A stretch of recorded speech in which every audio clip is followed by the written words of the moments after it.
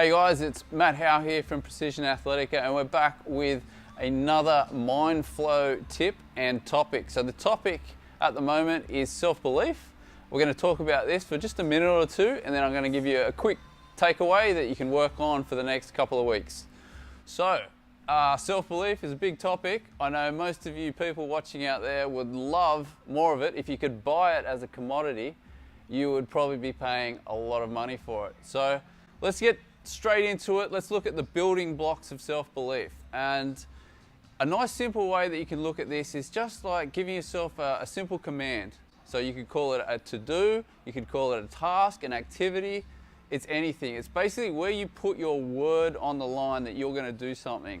Now what happens mentally is you get this done and your self-belief bank account in what you're capable of doing goes up. So even though we're talking about sports, you can just apply this straight into life settings and then expand that into your sport. So that's a great simple way to get started with this stuff if you want to look into it more. Now, another fascinating thing that I've come across while working with athletes in the topic of self-belief is along their journey of improvement, I've noticed times where the belief levels that they've got in themselves have actually been lower than some of the people that they've got around them, their team. Okay, so this is why it's so important to get a team around you that has high belief in what you want to do. That team can then really bolster your confidence, your belief at times when you're just taking hits left, right, and center. So have a think about your team, and then also have a think about how much do you actually back yourself, how much do you believe in yourself and what you're doing, because that will apply across the board to every activity you do.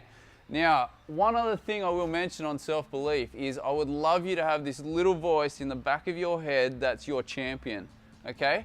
So it can go kind of two ways. You can have the little voice which is the champion, or the little voice which is the voice of self-doubt. We all have that, but we want that champion voice to be on more of an automatic pilot where you don't have to work so hard to get those little thoughts of you can do this, you've got this, coming up more often.